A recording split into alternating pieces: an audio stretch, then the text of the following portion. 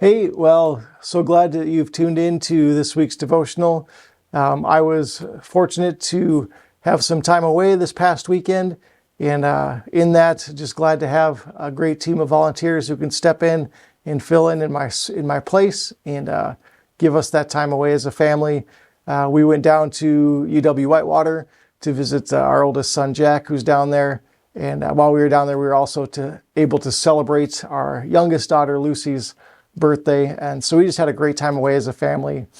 On our drive home, we put on the service and we listened to that. And as we drove, one of the things that immediately stood out to me was one of the takeaways, which was beware the devil's schemes. And in this, my mind began to turn and remember different things, and especially in light of how it ties into the parable where the good wheat was being sown, and then the enemy sowed tares or weeds in the midst of it, and it grew up together. And so in and amongst that, the good and the bad was hidden oftentimes or disguised by the good. And so as my mind was thinking, it brought me back to a couple of experiences in my own college days, and the way that sin or the bad that's sown in with the good is just, the devil's schemes are sneaky and they're subtle.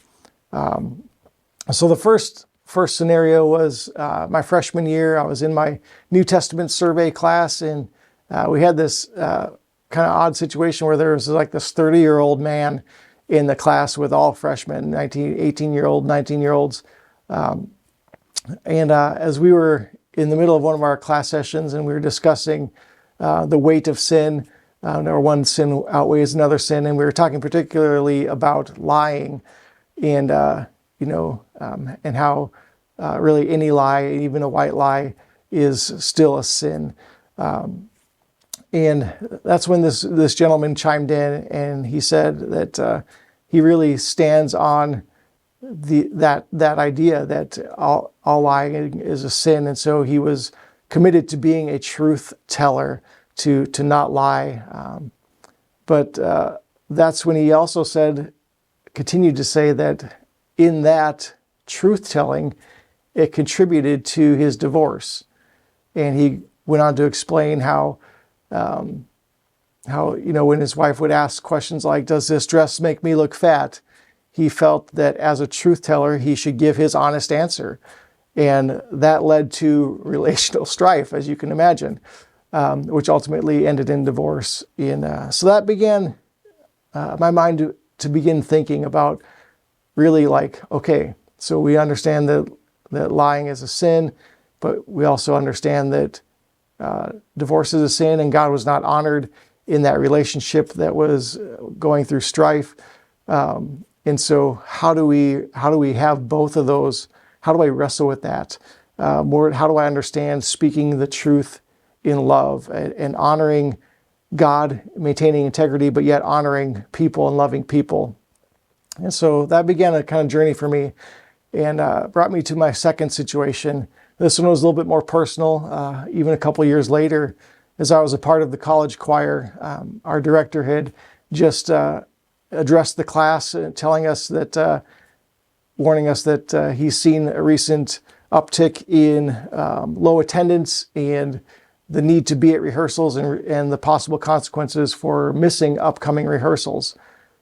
Well, I was in a dilemma because I had just bought a new snowboard and I was looking for an opportunity to get out and ride it.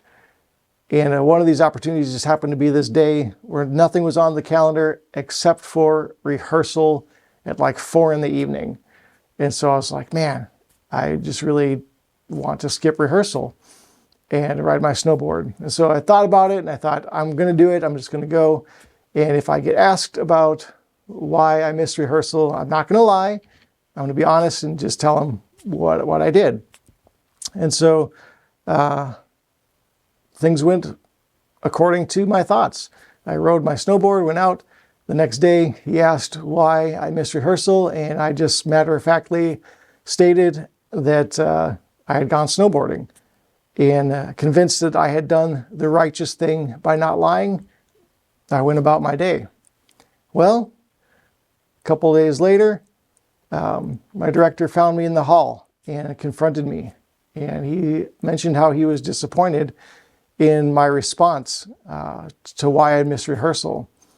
And it wasn't the fact that I had told him the truth, but it was my calloused approach to our relationship, in the aspect of my decision to be selfish and not honoring his position in my life, relationally and with authority, that I hadn't shown honor to him.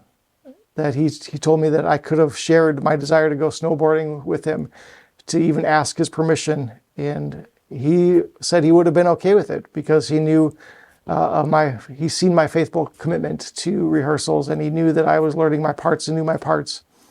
But I had thought that my righteous truth-telling was enough. But what it really did was subtly hide my sin of selfishness and my sin in dishonoring that relationship.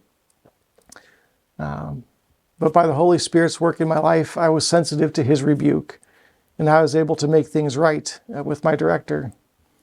However, like this man in my freshman class, many people don't see that, are not sensitive to seeing the weeds within the wheat, and they leave a trail of broken relationships behind them.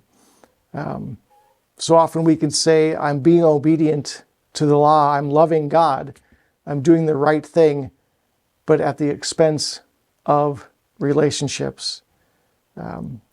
If the law was enough, right, if doing the right thing was enough, we wouldn't need a relationship with Jesus. We wouldn't need Jesus. Jesus wouldn't have had to come and die on the cross. Remember, God condescended. Jesus came in the flesh and dwelt among us.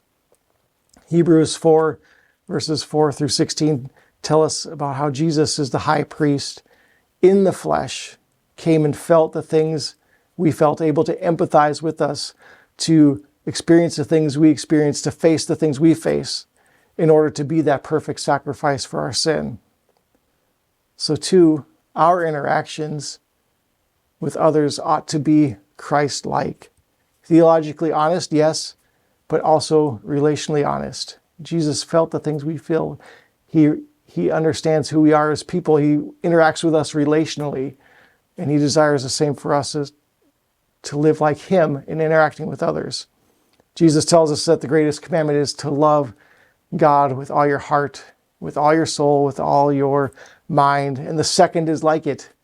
Love your neighbor as yourself. These two don't stand opposed to each other. They stand together as one. So beware of the devil's schemes. He is out to steal, kill, and destroy. Jesus has come that we may have life and have it abundant. Let the Holy Spirit lead you into a right relationship with Jesus and right relationship with others in order to proclaim the gospel through our lives and relationships. It's great to be with you again, and I look forward to worshiping with you this Sunday. Have a blessed week.